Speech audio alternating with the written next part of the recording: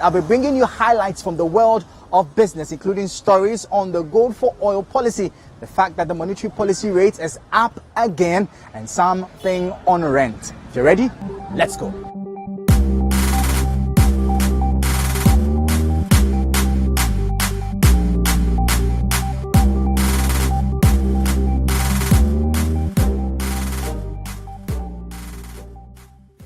There has been some controversies with the gold for oil policy this week.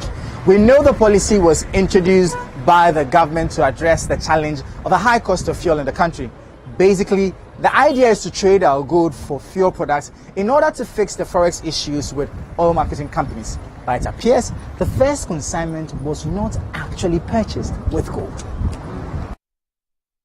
On January 15, 2023, government, under its gold for oil policy, received 40,000 metric tons of oil from the United Arab Emirates. This was the first consignment received under the deal. The policy, which was announced in November 2022, was meant to tackle the dwindling foreign currency reserves coupled with demand for dollars by oil importers, which was weakening the local currency and increasing living costs. It was also meant to present the country with cheaper fuel. But weeks after the receipt of the consignment, prices of fuel at the pumps have seen a hike. The situation has raised concerns among the public. In an interview with Citi News, Deputy Minister for Energy, Andrew Ejapamesa, explained that Ghanaians would begin to see the impact on prices of petroleum products at the pumps if the policy gains momentum. He also revealed that the first consignment was purchased with cash. This revelation comes despite several calls for government to provide contract details of the fuel consignments brought under the gold for oil policy. The policy actually started with an intent to do strict barter for gold and petroleum products, okay? But it became apparent that that then would mean that any of the international oil trading companies that did not have a commodity wing that could deal in gold on their behalf were going to be excluded from the policy. Okay, bear in mind that there are several national trading companies that are focused on gold, petroleum, and other commodities. There are some that are solely focused on petroleum products. And so to create a window to enable those oil companies or international trading companies that did not have other commodity wings to also participate in the program, we developed a policy such that we were operating two streams. One, direct barter, and two, monetizing the gold just so we can pay for IoTs that were not, other commodity focused, but solely petroleum products, and so would not have a need for gold. So that's how the program has been designed. Yes, two streams. Yes, one, direct swap gold for oil, because there are commodity traders that could trade the gold on their own. Okay, there are some that obviously, because they are not multi-commodity traders but focused only on petroleum, could also participate, with the Bank of Ghana then monetizes the gold that is aggregated here in Ghana, purchased in cities, to pay for that commodity. So the test run that we did was actually paid through the second round because people wanted to see how it works, and I believe that going forward, as we find agreement with companies that were interested in the direct swap when their commodity comes, the gold that has been aggregated will be valued, and then a swap made for those that sell that were not interested in gold. If the gold that has been aggregated will be sold by the Bank of Ghana. Reacting to the revelation, the Chamber of Petroleum Consumers Ghana, COPEC, said this was shocking. Executive Secretary of COPEC, Duncan Amwa, has been speaking to Citi News. Just as you, the media, are shocked at the turn of events, we are equally shocked.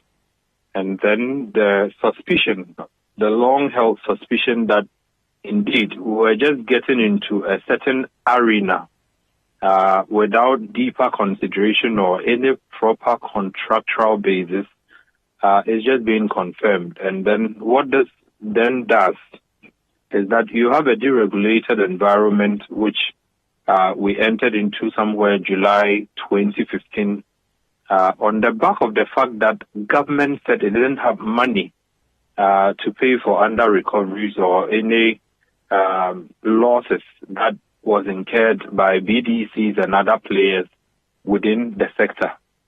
Then, a few years down the line, The same government comes back to say that I am now taking your money to go into fuels trading. What that means is that government is now in competition with the private players whom we have agreed should, procure or secure fuel and sell to the Ghanaian market. It is not only shocking, but we would want that the basis of taking money from the Bank of Ghana at this point without proper budgetary approval by Parliament to go into such a very dangerous, arena of fuels trading. Interestingly, despite the efforts by the government, fuel prices are still going up. The price of petrol has gone up from about 13 Ghana cedis to around 15 Ghana cedis. Thankfully, transport operators aren't keen about increasing transport fares yet.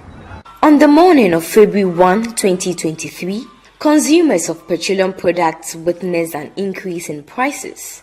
Prices of the product saw a marginal increase in the first pricing window in January 2023. Currently, a litre of petrol and diesel are selling about 15 Ghana cedis, from an initial price of 13 and 14 Ghana cedis respectively at various fuel outlets like Guel, Total and Shell. The Institute of Energy Security, which predicted the current increase by 7 and 13%, says the depreciation of the cedi, coupled with the international benchmark price for crude oil, are major contributing factors to the increase. Ever since we came back into the first pricing window of January 2023, the cedi, even though the gains were made, however, the cedi had also lost that strength it had at the latter part of the year and started depreciating again. And so this was one of the contributing factors to some of the price adjustments we are seeing. But clearly in the computation of the price, there are some factors that we look out for. One is the international Brent prices of crude products. Then we have the international S&P platform benchmarks, which are also prices of petroleum products in the market. So over the last pricing window, which was closed on Friday, we saw that there are still going to be some increment. The IES proposed a review of taxes on petroleum products, introduction of subsidy into the price build-up as a way of reducing the price increase. And strongly is to work on our domestic refinery, which is Tema Oil Refinery. That we believe that are some of the things that can bring some respite to customers going forward. But other than that, we could also look at the economy, which is coming up strongly. The dollar is continuously gaining strength against our cedi, and this is one of the strongest factors. There are times we make some gains on the international market, that is prices drop, but because the cedi continuously depreciates, you don't see it reflecting. With this increase, passengers of public transport have expressed fears of an increase in transport fares, but the Industrial Relations Officer of the Ghana Private Road Transport Union, Abbas Imoro, has allayed those fears. We don't usually change prices immediately after increment in fuel prices. We have at least 10% increment as our yardstick. We normally doesn't even consider that. At times, we'll get to even 40-50% before we start talking about increment in lorry fares. And we always say this, that we are not happy with the increment in lorry fares. We still want the fuel price to be reduced. He, however, pleaded with the government to reduce or take off what he termed taxes, which have over the years lost their usefulness to reduce the price of fuel. Taxes, margins and levies on the build-up of the fuel, we spoke about it, and we have been speaking about it that yes, we wanted some of these taxes to be reduced so that the fuel prices shall be reduced. It isn't just fuel prices that went up this week. The Monetary Policy Committee of the Bank of Ghana also increased the monetary policy rate to 28%. The rate is of interest to businesses because it indicates the rate at which the central bank will lend to commercial banks and by extension determine the average lending rates on loans to individuals and businesses. After assessing the performance of the economy, the Monetary Policy Committee of the Bank of Ghana at its 110th press conference increased the policy rate by 100 basis points to 28%. The increase of the policy rate, which is of keen interest to businesses as it ultimately influences average lending rates on loans, is in line with the projection of some economists who spoke to Citi News ahead of the announcement. Since November 2021, the central bank has increased the policy rate by some 1,350 basis points. Addressing the media during a press briefing, Governor of the Bank of Ghana, Dr. Ernest Addison, cited downside risk to inflation and exchange rate depreciation as a major reason. The concerns being expressed in the public domain relating to high government expenditures have been addressed in the SLA and reflected in the 2023 budget. The SLA is also contingent on the domestic debt exchange program and external debt restructuring, which when concluded and the necessary financial commitments obtained, would allow the presentation of the SLA to the IMF board. The MPC believes that these measures will help restore fiscal and debt sustainability and bring down inflation, as well as help stabilize the currency. In the interim, the MPC sees the need to remain vigilant and moderate liquidity in the system to underpin the macroeconomic adjustments taking place to drive inflation on a downward path. Under the circumstances, the committee decided to increase the policy rate by 100 basis points to 28%. These risks have been driven by fiscal imbalances. Reacting to the increase, economist Dr. Patrick Isuming said the increase was expected. There are a few other developments that are likely to put further pressure on the inflation. We can talk about the utility bills that are going to go up. And then you notice that fuel prices have gone up at the last window and it's likely to go up again. And the cedi depreciation, well, it's still continuing. So when you put all of these together, you get a sense that additional price pressures are expected. The economy might see further shock, and if there are any other shocks, it's difficult to predict what will happen. But it's expected that, as it seems that we are nearing the end of the domestic debt exchange program, if we start doing the fiscal consolidation under the IMF program, that in the medium term going forward, that will definitely help in reining in the inflation. But we shouldn't expect that inflation will come down to normal levels. If you're having challenges with raising money for your rent, the government has introduced an intervention. The government of Ghana just launched the National Rental Assistance Scheme as part of measures to provide decent accommodation for Ghanaians. All you need is to be a Ghanaian above the age of 18 with a valid national ID card and verifiable employment with an income to qualify for the rent loan under the scheme. Rental housing in Ghana has been an increasing trend for the past 2 decades. This is due to the high demand for affordable rental properties. The problem is compounded by demands of landlords to collect a year or two advance rent from potential tenants. Research has revealed that only 5% of Ghana's population can acquire their own homes without any form of assistance, with 60% requiring support from the state, while 35% will acquire additional support before they can have access to housing. To be eligible for the National Rental Assistance Scheme, the government has indicated that the applicant must be a Ghanaian who possesses a valid Ghana card, must be 18 years and above, and show proof of employment and earned income. Speaking at an event to launch the scheme in Accra, the Vice President, Dr. Mahmoud Bawumia, indicated that a government will soon roll out the initiative nationwide, following a pilot program in some 6 regions. Expression in our 2020 manifesto, and subsequently the national budget.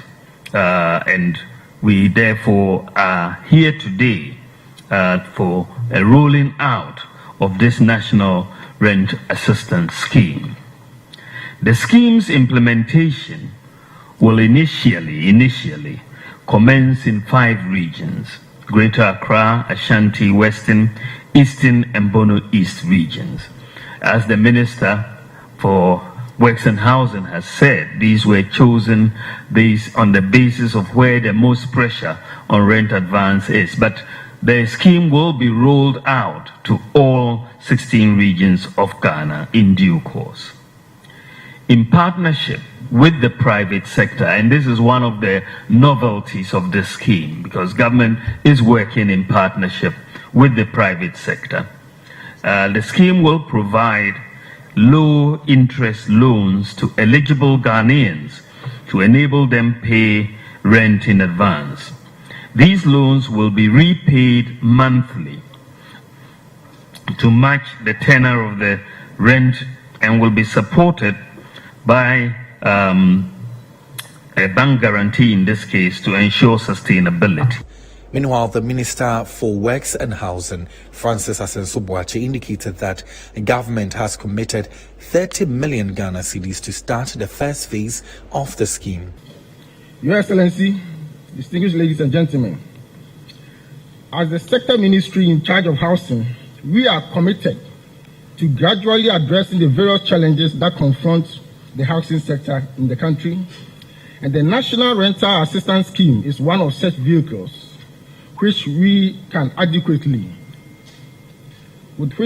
adequately respond to the challenges through public policy making and program development. Government has therefore made a commitment of 30 million Ghana cedis to implement this scheme. The Minister of Employment and Labour Relations, Ignatius Bafo-Obua, explained the need to factor pensioners in the scheme. One other area within my sector, which perhaps sometimes we ignore, but which is equally important when it comes to some of these considerations, are pensioners. You commit your time, your working time to your workspace, and then after completing service, you are supposed to go and retire.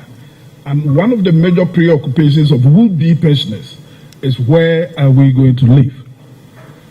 And how are we going to afford that?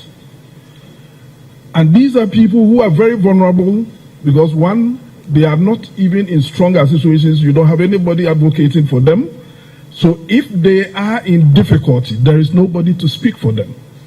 The Secretary General of the National Tenants Union of Ghana, Frederick Opoku, said that the initiative will bring relief to the youth and young graduates who are in need of rental housing opportunities.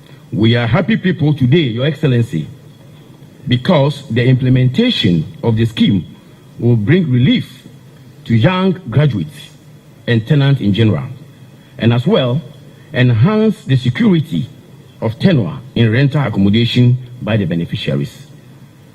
We believe that such good initiatives must include the creation of a stronger consumer regulation regime for rental housing. Let's now head to the telecommunications sector. I'm sure you heard last year of plans to sell Vodafone Ghana. Obviously, during such times, there's a lot of uncertainties of employees on their jobs. Gladly, Telecel, the company planning to buy Vodafone, says it has no plans of laying off any staff of the company. Such a relief. Vodafone Ghana last year applied to the National Communications Authority to transfer 70% of its majority shares to Telecel, but this did not pull through after it failed to meet regulatory requirements. The NCA later called for a resubmission following a careful evaluation of the application on various criteria and engagements with both parties. Earlier this year, in a statement, the NCA indicated that it found that the revised proposal provided more clarity and certainty in terms of the funding required for the acquisition and commitments from both the seller and the buyer. In addition, the buyer had strengthened the overall governance and management team and made firm commitments towards meeting the regulatory requirements of the NCA. Based on this, the authority determined further that the purchaser's revised plan now satisfies regulatory requirements, and as a result, it gave conditional approval for the transfer of shares to the buyer, subject to the filing of a staff retention strategy. Speaking in an exclusive interview with Citi Business News, the board chairman of Telecel Group, Nicholas Borge, expressed delight at the progress made. Well, yeah, we're very happy about it. It's been a year that we are talking with them, and it's a year that we believe very constructive year to be able for us to fit to their needs. And today we are in a very constructive state of mind with them and in totally in phase with them. However, since news broke about the deal, there has been uneasy calm among the staff of Vodafone Ghana over their job security, but Mr. Borg stressed that there was no cause for concern. Not at all. We don't have any plan to lay off anyone or anybody in the staff. That's not the way we operate in Telecel. We prove it with different organization that we have in different countries. Our plan is to keep everyone, every employee of Vodafone. That's very reassuring. So what is the plan then? How do you roll out your strategy with the current existing staff? Yeah, well, it's a bit too early to say that, but there is certainly idea that we're going to put in materialization. But let me prepare that a bit further because we're just in the closing phase right now, and we have time to advance on that. Last year, the Ghana Revenue Authority introduced the e-VAT, which is an electronic means of issuing VAT receipts or an electronic invoicing system for VAT-registered businesses. To be clear, e-VAT is not a new tax, but an improvement on how VAT transactions are invoiced. It's quite shocking that some companies have already started bypassing the system so they do not pay the right amount of tax. However, GRA was quick at apprehending them. On the first day of the 4-day exercise, the authority embarked on a swoop on Monday, January 13. At the Sprinters branches of the retail shops in Accra, 5 business managers were arrested for various infractions. The outlets are China Mall, Snida Mall, ShopRite, Second Cap Cafe and Palace Mall. The authority revealed that while some of these managers were issuing receipts with duplicate signatures, others were not issuing VAT receipts with the electronic VAT system. We decided to visit today who have not done as expected. The China Mall, they were not issuing the e-VAT invoice. Then Palace Mall, they are also issuing receipts with duplicate signature of the Commissioner General. And then we have Snyder Shopping Center. They are also issuing non-e-VAT invoice. And then we have Fresh First Limited, that's Second Cap. They are also not issuing e-VAT invoice. All these places are centered at Sprinters. What we have done is to zone the taxpayers into areas. So today we decided to focus on Sprinters. Tomorrow we'll be moving to another area until we are done with. We'll continue from area to area to reduce time and also save cost. So today we visited these places. And what we have done is to arrest managers of these companies. These managers were, however, sent to the Customs Division of the GRA to take their statements for onward action. A number of taxpayers have failed to file their returns through the authority's certified invoicing system. It says some taxpayers are issuing invoices that have not been certified by the Commissioner General. These moves, according to the authority, negatively impact the revenue expected to be accrued for the state. Now, what we've realized is that some of these taxpayers who have been hooked on, who are supposed to have been hooked on to the Commissioner General's invoicing system, are not fully complying with the directive. And what we saw was that some of them were issuing invoices outside the system. On the second day, we started from the Palace Mall at Community 25 in Tema, and the manager has since been arrested, including that of China Mall manager that was arrested yesterday. This exercise by GRA is basically to enforce compliance with their tax laws, and a number of shop owners have found some smart way of bypassing the electronic VAT invoicing system that is put in place to check the issuance of VAT tickets to customers per the item bought from their shops. And this, the GRA is hoping to clamp down and prosecute those offenders. We are arresting the manager here. The reason is that we did a test purchase to find your compliance level. You know, you don't issue the written receipt. You use the electronic one. Exactly. And then the investigation and the test purchase, we bought some goods from your outfit here. And the results indicate that you were duplicating the serial numbers, indicating that if you sell one product at S amount, then you sell about 5 products under the same serial number. So you account for only one. Are you getting me? Then the remaining product, you will not account to the authority how much you have sold. Listen, I get your point. Is it clear? Yeah, I get your point. That is our findings. I get your point. It is the manager of Maxmart at East Legon with the tax force moving straight to the vehicle where he would be taken to the main GRA office and handed over to the CID to take charge and proceed with interactions and investigations.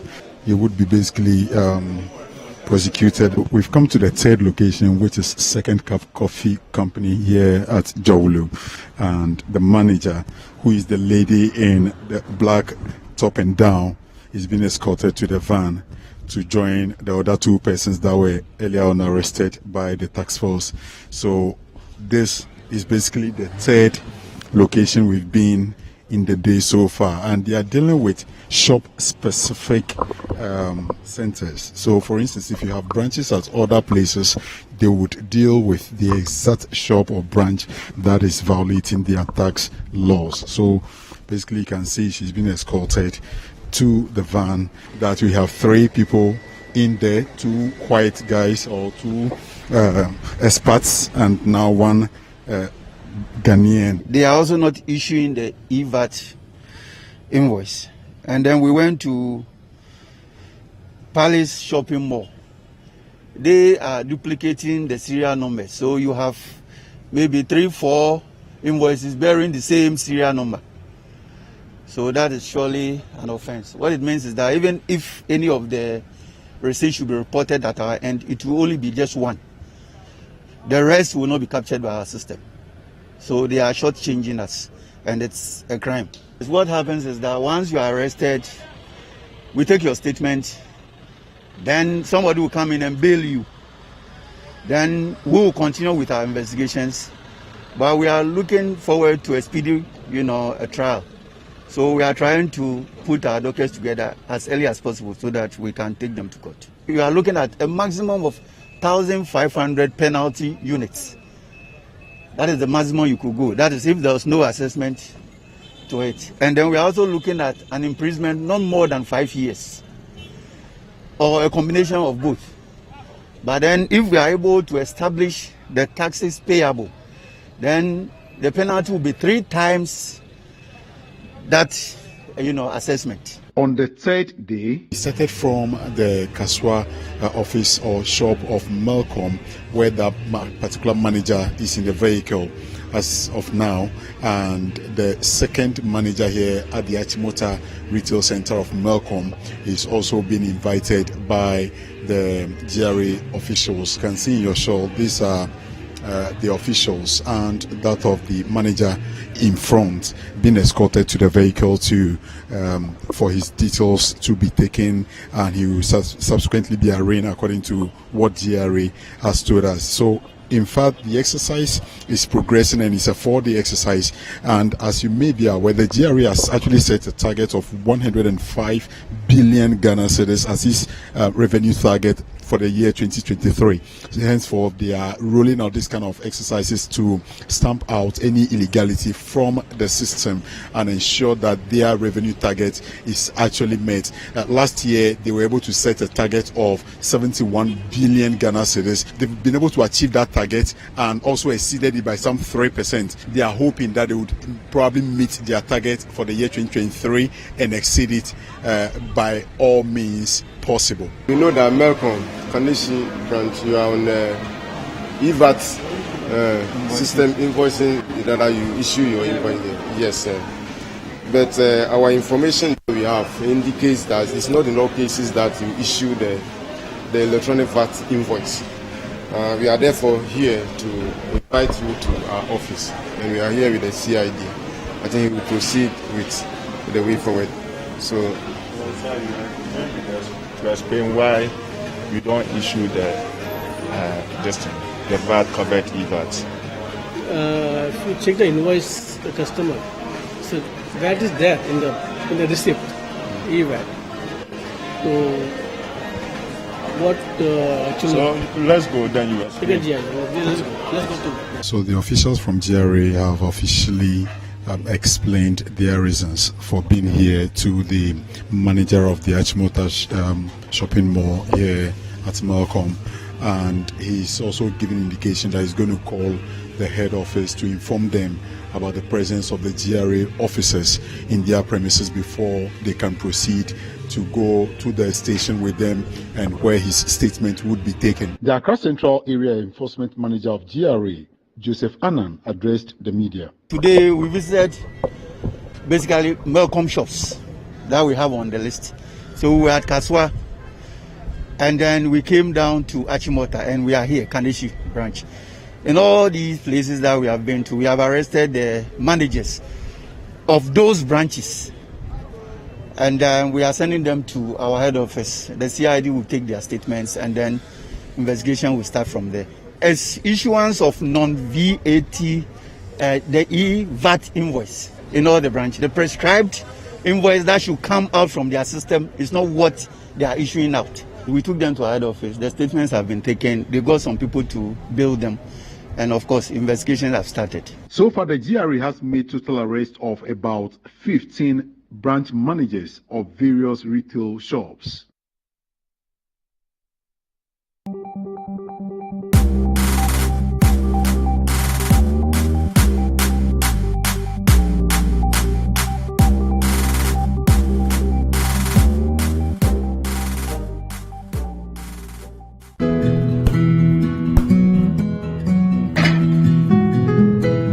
Is the neighborhood I'm having my twins. The very reason why I took it for us. See, the price is very good and it's spacious to contain all of us.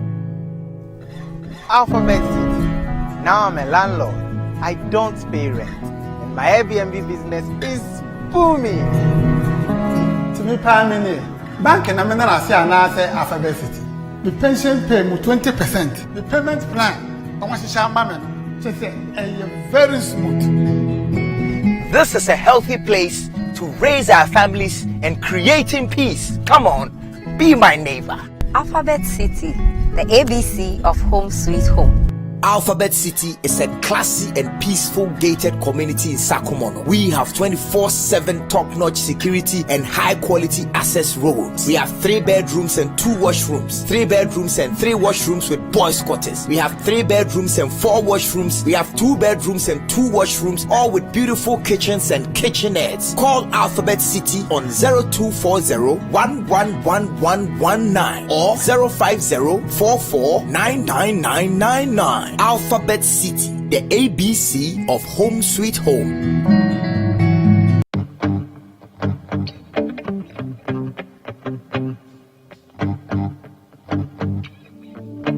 Roses are red, violets are blue. Valentine's is approaching, so get ready for Shades of Love 2. Shades of Love with Aquaba 2023 is here again. Get your shade of red or pink outfit ready. Hit up your special one and plan a night of unbelievable fun and a whole lot of love. Listening to Aquaba's back-to-back hits. Shades of Love 2023 with Aquaba will be the night to remember for all those who love love, and happening in both Accra and in Kumasi. Date on Valentine's Day, the 14th of February 2023 at La Palm Royal Beach Hotel in Accra, and on the 18th of February at Ike's Cafe and Grill in Kumasi. Tickets are going for VVIP for 400 Ghana cedis, VIP for 300 Ghana cedis, standard tickets for 200 Ghana cedis, and for table bookings and cabanas and all enquiries, kindly call 027-227-7757. Get your tickets at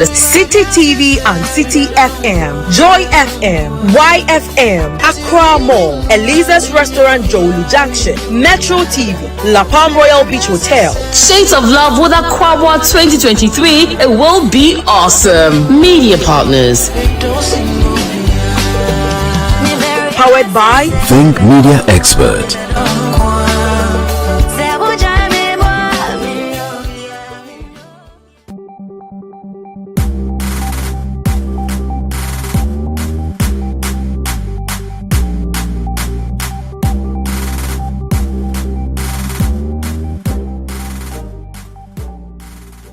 It appears this is a major year for the Kumfi Fruits and Juices factory in the Central region, as it is set to begin full-scale export to Europe and America by the end of 2023.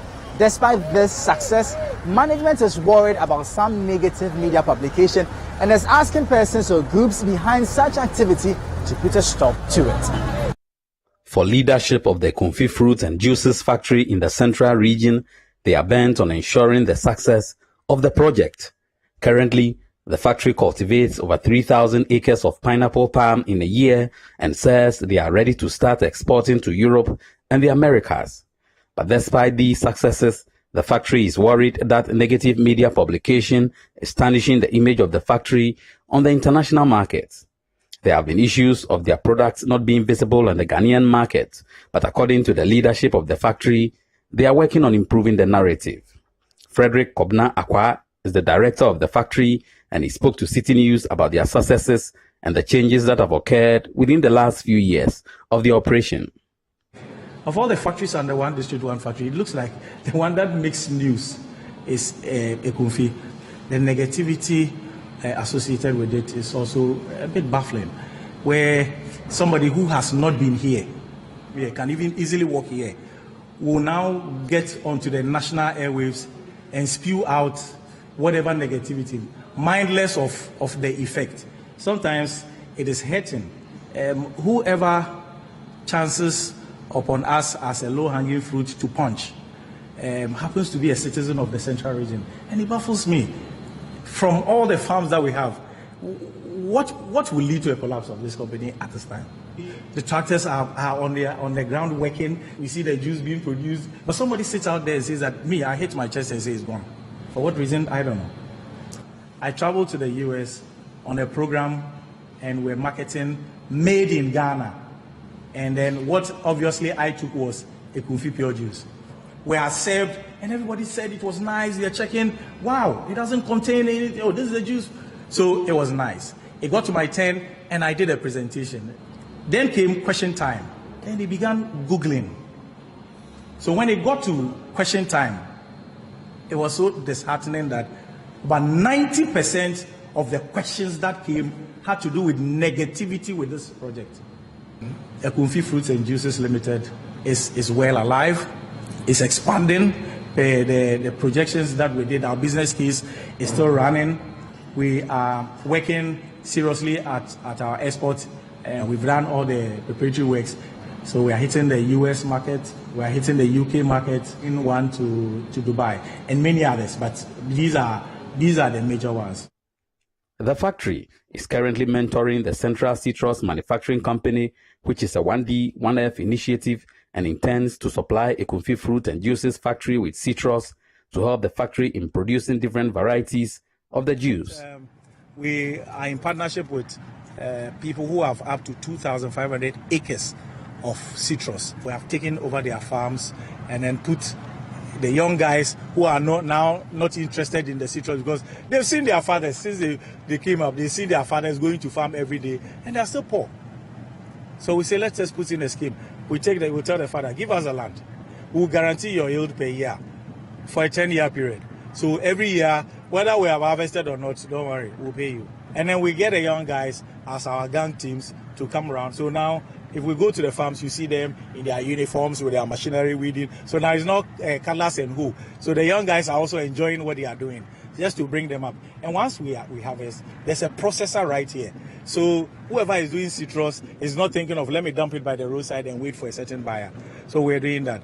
Because we realize that the farmers are old and their kids are not interested. Some as old as 75. So what you see here is a nursery. What the stock we have there, the seedling stock we have here, around 185,000 seedlings. And that alone, that's about 2,000 acres. Okay, so what we do with these old farms, now as we manage the farms, we're going to replace it with new stock. We remain a little longer in the agribusiness space as the Chamber of Agribusiness Ghana is urging its European counterparts to deepen collaboration among local industries to spur the growth of the agricultural sector. The Chamber maintains that a shared skill and technology will ensure a win-win situation for both Ghana and Europe. Agriculture continues to be a pivot in Ghana's economic growth, and as such, any move to strengthen the supply chain is considered welcoming. The Ghana EU Agribusiness Platform is created as part of the broader vision of establishing sustainable investment in African agriculture. Speaking at the launch of the Ghana EU Agribusiness Platform, the Chief Executive Officer of the Chamber of Agribusiness Ghana, Anthony Morrison, said agricultural actors must embrace new technologies to rake in more revenue. The EU Africa Agri-Food Platform is very important. We need to embrace it because it is a platform that are going to harness the potential of trade, skills transfer, technology, and also investment. And it is something that will inure to the benefit not only to the Ghanaian agribusiness ecosystem players, but also the European agribusiness players at large. He also urged the European Chamber of Commerce to engage local agricultural actors to spur development in the sector. We want to plead with the European Union to find time, engage aggressively with our Ghanaian agriculture and food system players on the new trade regulations of the European Union on the foods of African origin, especially foods of forest origin that has been assented to by the European Union Parliament. This, I believe strongly, will help us position our competition or competitive and comparative positions to be able to engage them actively. We now move to aviation and to reviving the national carrier Ghana Airways as it has ceased operations for almost 20 years. Gladly, the government is making efforts to revive the airline. CEO of Ethiopian Airlines Group, Mesfin Tasiu, has been sharing some pointers he believes will ensure the project succeeds. Once the beacon of aviation on the continent, Ghana Airways was founded on 4th July 1958 by the government of Ghana with startup capital of £400,000. At its prime, the airline flew major routes and had some of the prime aircraft in its fleet. But things began to turn sour, particularly around the year 2000 after surviving major challenges. Passengers en route to Baltimore had been left stranded at some point in their transit flight, affecting the once illustrious image of the brand. The national carrier's debt had also reached a concerning level, with one of the airline's DC-10s seized at Heathrow Airport in June 2002 after $4 million in unpaid debt by one of its British creditors, who got a legal judgment in order to recoup the debt. The creditor only released the aircraft after the airline paid $1 million. After the seizure, it was reported that Ghana Airways was some $160 million in debt, and the airline would require a foreign partner if it were to survive. As the debt of the airline could not be resolved, In December 2008, the government released some $2.25 million to the liquidator to pay the final installment to severance claims to ex-employees of Ghana Airways. However, in 2020, the government of Ghana announced an MOU with Egypt Air to restart Ghana Airways. CEO of Ethiopian Airlines Group, Mesfin Tassio, has been speaking on this development. I know that Ghana used to have its own national carrier for several years, and unfortunately the airline was not successful. The airline business is different from other industries like banks or factories. It's a different business, and it requires special competencies, special experience, particularly in the leadership, to successfully set up an airline and develop it. Our advice to African governments is that when they want to set up an airline, they have to make sure that it's well organized and it has good leadership and good governance. Mr. Tassio added that to ensure national airlines succeed in the sub-region, they must be allowed to operate as entities without intrusion. Several African airlines, not only Ghana, but in other countries, didn't succeed. And there are several factors. One of them is interference from governments. Once airlines are set up, they should be left alone without any interference to do the business profitably. This is one. Secondly, the leadership has to have experience in the field and discipline in managing costs. Costs are elements that kill airlines, and any airline that doesn't manage its cost is doomed to failure. So that is our general advice to anyone who wants to set up airline in Africa. Meanwhile, the government has revealed that plans are far advanced for a national carrier to begin operations in Ghana. Since 2004, the country has been without a state airline after Ghana Airways grounded to a halt. But Deputy Transport Minister Hassan Tampoli reassured that progress had been made between the local and international partners in ensuring the project is implemented soon. He spoke to the media on the sidelines of the 4th Aviation Ghana Stakeholders Meeting 2023. We are almost in the final stages, of that one. So the parties are still, in the final stages of discussion for us to roll out. So we don't. You have the local partners and their foreign partners.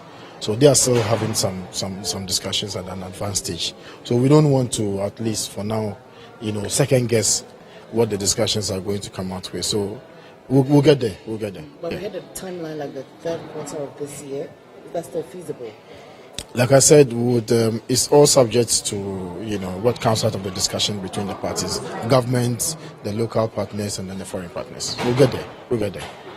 The Ghana Investment Fund for Electronic Communications (GIFEC) is calling for partnership between the public and private sector to strengthen the digital divide. The call, according to GIFEC, is towards achieving government's plan of connecting every part of the country onto the digital space. But this can only be achieved through collaboration from all stakeholders. Although there's a growing presence of ICT-related activities in Ghana, gaps continue to exist across a section of the country, with some finding it difficult to even send and receive information. Policymakers in the digital space continue to attempt to resolve the challenges that confront the space. Speaking at the media launch of the Tech Job Fair 2023, the administrator of the Ghana Investment Fund for Electronic Communications, Prince Ofosusifa, said a deepened cooperation between the private and public ICT agencies will accelerate a digital transformation across the country. Collaboration has always been a part because the mandate is so huge. We don't have capacity to be able to bridge the entire digital divide. We need partners in both the private sector and then the public sector. See, so we absolutely have to work with institutes like this one, the IIP-GH, to make sure that we involve everyone. It's all hands on deck, because making sure that our communities are digitalized, people appreciate. If you take the case of some women, for example, some think that tech is for men. It's absolutely not true. There are so many areas which are natural fits for our women, even in the kind of cultural dispensation that we have. So we make sure that we spread this to all corners, to all segments of our society. In a speech read on behalf of the Director General of the National Information Technology Agency by the Head of Corporate Affairs, Emmanuel Fiagbenu, the state agency assured of streamlining the digital space to safeguard business operations. As part of NISA's regulatory mandate, one of the areas of interest is to regulate the ICT professionals. So we are interested in regulating what ICT professionals do. Through regulation, we seek to sanitize the IT professional space to ensure that there is some level of benchmarking with certification, professionalism, code of ethics at the very least. We have as a result started with registration of all ICT professional or IT professionals in the country, and we entreat members within the industry to support these noble initiatives by registering and engaging with NITA for further streamlining the process and approach to make it meaningful. In her remarks, a senior member of the Institute of ICT Professionals, Ghana, Juliana Ametogo, called on key stakeholders to leverage modern technology to close the unemployment gaps that exist in the country. During the COVID-19 era, like I mentioned, when the demand for technology was really high and peaked, it meant that we needed a lot of skills in the sector to actually deliver the jobs and get the jobs done. So this taught us in IIPGH and our partner AFOS Foundation that there is a very huge tech gap, okay? There is a huge gap for the required and necessary skills needed to deliver the technologies that our people need. And that is why we birthed the Tech Job Fair.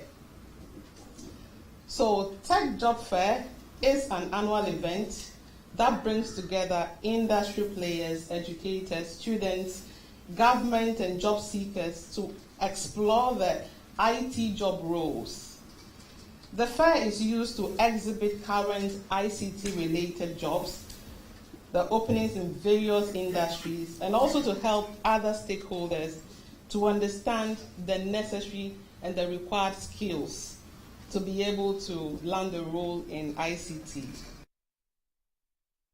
Finally, the African peer review mechanism is urging business operators to embrace corporate governance in all stages of their transactions to rake in more revenue. The peer review mechanism maintains that through active corporate governance, the Ghanaian economy can be saved from crisis.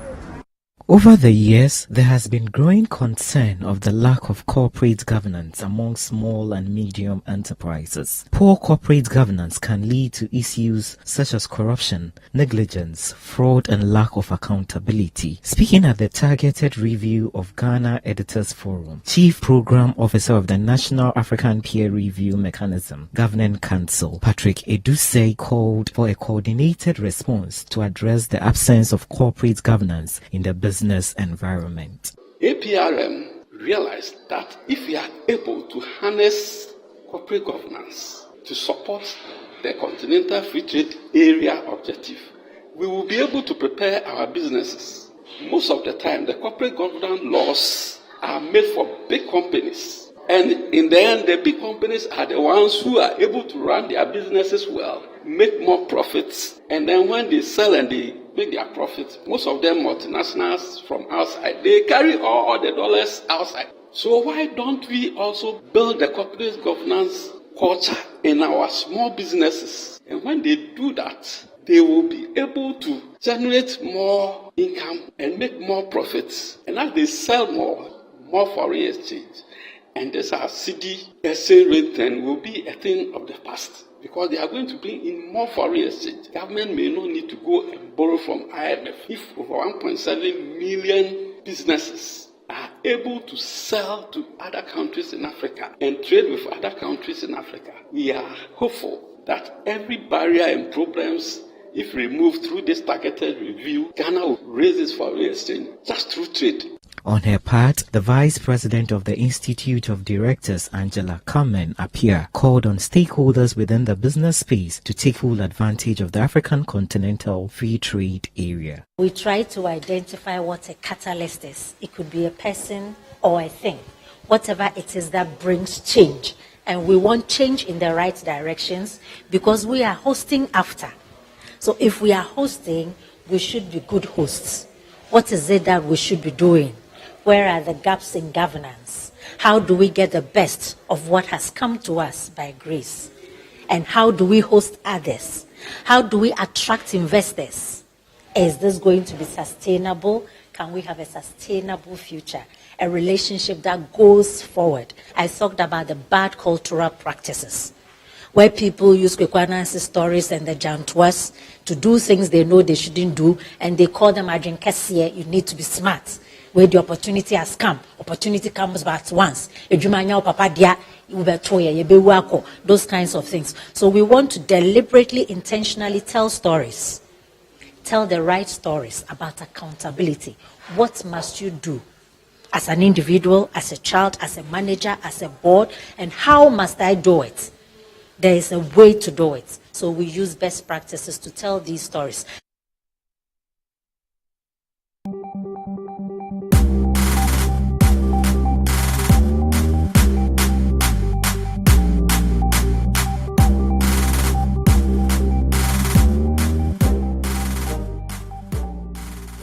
And that will be all for today's edition of the Business Weekly Show here on Citi TV, your most watched business show in the country. For more business stories, please visit our website, citybusinessnews.com. My name is Michael Ogbodu. Let's connect on Twitter at @Ogbodu. Catch you same time next week. Stay safe, stay informed.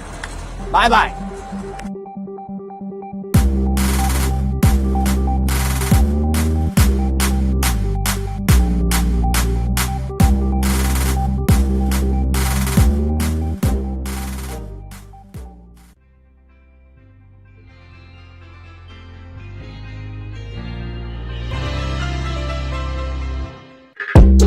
It's Citi on the Go. You don't have to miss any of your favorite television and radio shows on Citi TV and Citi FM. Enjoy thrilling content from your world of great television and relevant radio at your convenience. Subscribe to CitiTube on YouTube. Turn on your notification button and receive prompts on our live streaming sessions and new content uploads. For easy access to the CitiTube page, scan the barcode on your screens. Subscribe to the CitiTube page and voila! Unlimited content awaits you. Don't forget to subscribe to CitiTube for amazing content from Citi TV and Citi FM.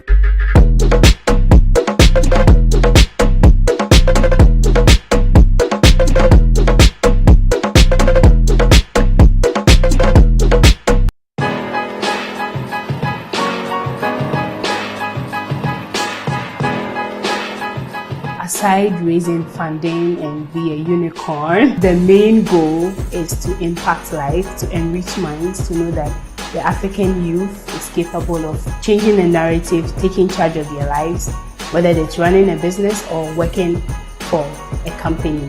I fell in love with the opportunity to work with young people and channel their energy to nation building. It's my job, once you join the team, to figure out how best you can use the strengths and even the weaknesses you have to advance the cause to prosperity for 1 billion people. the generation before us helped us, and then we helped the next generation. Well, our struggles may be singular, but our destinies are shared.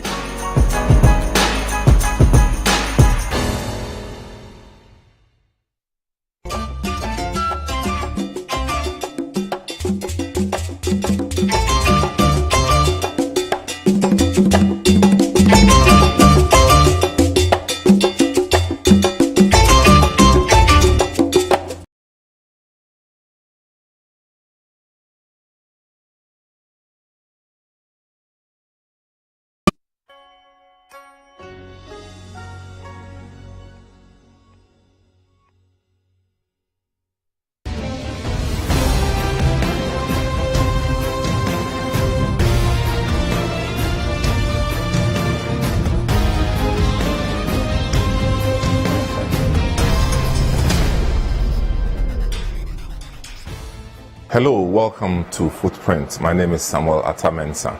We'll take a short break while we prepare to have an experience with one of Ghana's greatest ladies. We'll be right back. Welcome back. This is Footprint. And now you know, the name is Ama Bame Buzia. Does the name Buzia ring a bell? If you are less than 40 years, I'm not so sure. You may have read or heard. But this person that we are talking to was so close to the action. Now, she's not here to tell us about Dr. Buzia necessarily, but she will talk about herself and we'll glean a few about Dr. Buzia. Mommy, welcome to the program. Thank you very much, and you're welcome to my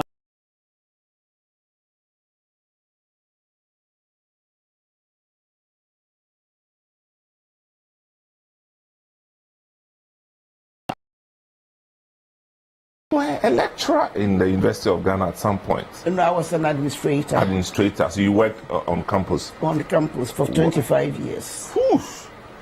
Was this at the time when your brother, would it include the time your brother was Prime Minister? No.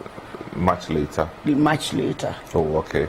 When he was there as a lecturer, I was still going to school. Oh, right. So it was Brappening kind of. Exactly. Let me start this way. My mother had 13 children. He was the first one, I'm the last one. Wow. With 2 years interval. So wow. about 26 years between the two of us. Wow. Great. So tell me, so you just introduced your mother. So what kind of family do you belong to? I came from a polygamous family. My father had more than one wife. Okay. My mother wasn't the first one, she was the second one. But he had a lot of children with my mom. Okay. And including Prof? Including Prof. Okay. And the women were getting on very well, so I didn't even know who my mother was. You come home, so they have cooked and your food is ready, so you eat. And they all lived in the same home? They all live under the same roof, the same compound. In Accra? No, in Wenchi. In Wenchi? Yeah. Oh, right. That would be very interesting. People still do that? Not now, I don't think so. They hide the other ones. Exactly. Yeah, that's it's only when the man dies. And they pop up. Bobby, it's really good to have you here. Now, growing up in Wenchi, how was it like? Typical village life. We go to farm on Saturdays.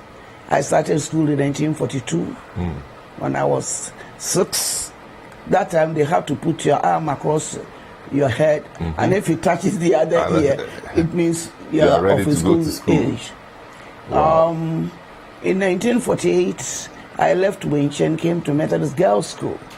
My brother, my father wasn't interested in our education, especially the females. He felt... Sorry, which Methodist Girls' School are you talking about? Kumasi. Oh, Kumasi Methodist, Yes. okay. I started my schooling in Wenchi Methodist School and then came to Kumasi in 1948 to attend another Methodist school. But the Kumasi one was girls' school. Okay, where is that one in Kumasi?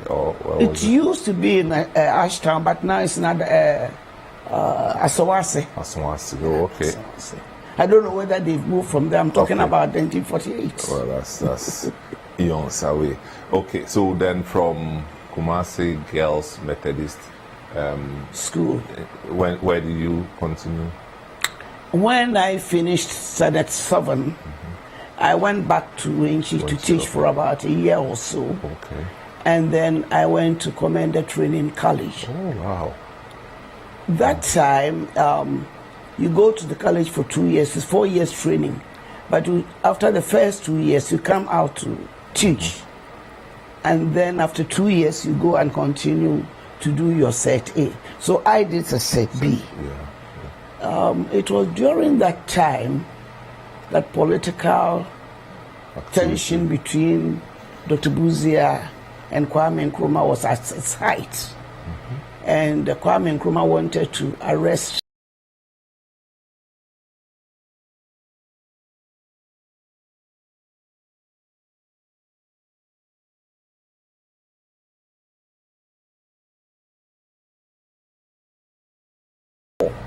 I think the eldest was about 10 years. Buzia, what was he doing? He was a lecturer at Legon. Legon. The first African to become a professor in Legon. Okay, so obviously there were a lot of foreigners teaching in Legon. Yes. And he would be the first African at that level. Yes. Okay, and were you living with him at the time? No, I used to come on holidays. Holidays, okay. So you experienced the Legon of that time? Because our parents died very early. My father died when I was 6. Ooh. And my mother died when I was 13. And he, being the eldest, took over. And I was the last one, so I was more or less like a daughter to him. I was tied to his apron strings, and I go everywhere with him. And that's the reason why when he went into exile, his firstborn was about 10 years old down, coming down and said he needed help. So instead of me to go to Commander and do my Set A, he asked me to join them in exile. So you left Commander midstream, kind of. So I joined him in Holland in 1959. He left in July, I left in October 59. So he was practically hounded out of Ghana at that time? Yes. By Nkrumah? By yeah. Or the political... The political tension was so high, and they gave him ultimatum either to stop teaching and do full-time politics, or stop politics and do full-time teaching. And he chose to do politics, and I think that was his dilemma. So he had to leave teaching. Yes. He was compelled to leave the teaching. What was he teaching? Sociology. Sociology. Oh. Were you ever connected to any of his students at the time? Not really. Got to know any of them even later? No. Oh, okay. You were too young at the time. Oh, too young. 26 years difference I'm talking about. Oh, yeah. No, because you were training to be a teacher, so I would imagine that at that time you were a bit in your teens. Well, we used to come on holidays, but I never met any of his students. Right. So tell me your experience following him out of Ghana. That's something else. It wasn't an easy thing, he was teaching Institute of Social Studies in The Hague. And then Leiden University. Which university? University of Leiden. Oh, okay, Leiden, yeah. He was running between the two universities. But barely when he started, we were barely settling down when Dr. Dankwa was arrested for the second time. And what he did was, he came to the house one day, and when you hear him playing this song, he's got the whole world in his hands. He's got a little tiny baby. You know that the man is worried. So we're in the kitchen. I was in the kitchen with Mrs. Buzia trying to prepare his supper. And he came through the back door, so we didn't even know he had come home. In Ghana? No, I'm talking about Holland. In Holland? So when we went to the sitting room, he was standing by his radiogram and playing this song. He's got the whole world in his hands. He's got little tiny baby in his hands. We immediately got to know that the old man had said something that he wasn't too pleased with. So we asked him, he said, he apologized to Mrs. Buzia that, nah, I should have discussed it with you. I have resigned from the institute. We're taken aback because we're barely settling down. And then Mrs. Buzia asked why, and he said he has heard Dankwa has been arrested for the second time. And he couldn't stay in Holland, I'm quoting him, in his comfort zone with his wife and children and sister, whilst his colleagues were languishing in prison. He wants the world to know our side of the story. And if he continues to teach, he wouldn't have time to do that, so he had resigned. It wasn't pleasant news, but what can we say? The old man had already taken decision. And he started touring the whole world. While many people were in exile that time, some were in Abidjan, some were in Nigeria, some were in Lomé. And he will go through and solicit for funds to maintain them. Okay. He had a special outfit that whenever I see that he's putting on that outfit, it means he's coming to West Africa just to visit them in their individual countries. After some time, he decided he had an appointment in Mexico. So he went there to teach. It was when he was going to Mexico that I decided, or we decided, that I should come to England to come and continue with my studies. So I came to England when he was in Mexico. All right. And the course that I wanted to do was institutional management and catering. And I needed O-level, which I hadn't done it. Okay. All my qualification that time was basic. Yeah. Certificate B, teacher's training. So I had to do my O-level, and then I got the entrance for Regent Street Polytechnic, and sat for the entrance examination. Wow. And I was admitted, and I went to Regent Street Polytechnic to do my professional course. So while you were in school in Regent Street, he was also in Mexico. In Mexico. Yes, but later on he came to Oxford. Because I was trying to put the link together. So while you were still there, he came to Oxford. To England. Yes, he came to England. Yeah. And every weekend, Fridays, my last lecture was about 2:30 to 3. So I'll go to school with my weekender. And then sit in the bus. I'm on my way to Oxford. 1 hour, right? Yes. Yeah, and you're in Oxford. Oxford. And come back, my first lectures were 9:30 on Monday. So I take the first train from Oxford. One time. So the weekend, you never get me in my flat, you know. That's it. I'm with my brother. But so while you were there, did you get to meet any of his close associates? Oh, yes. They were visiting. Some of them? Yes. Can you share with us some of them who used to be They with were him? even afraid that if they get to know that they've contacted Buzia, they wouldn't know. Now Nkrumah is dead, so you can mention that. They wouldn't know how their fate would have been. One, he became High Commissioner when he was the Prime Minister. One Mr. Atifa. I think they were classmates or schoolmates or something. Okay. He was visiting regularly, very regularly. And Joe Appiah also visited. And this is Joe Appiah. Joe Appiah. Nkrumah's Joe Appiah. Yes. Well, he was Buzia's Joe Appiah. Oh, Buzia's Joe Appiah, rather. He was CPP. Yeah. And then crossover. Oh, okay. Himself, Aram Ponsa, and Victor Usu, they all crossover too. All right. Match me all that time. That's correct. We were too young to understand. Yeah. So How long were you yourself in the UK? I left in 59, came back in 66 after Afrifa school. Oh, okay. So you only came back after the man was gone. So just before, I arrived in Ghana 13th of January, 1966, and the coup was 24th of February. Okay, but when you came to Ghana, you were not, nobody was looking for you? They were. You? Yes. But what had you done? Oh, let me go back a little. Yes. When we were in exile and my brother I was in London and he was in Oxford. There were so many people that Nkrumah sent after my brother. To do what? To bring him back? Exactly. So that you would jail him? Yes.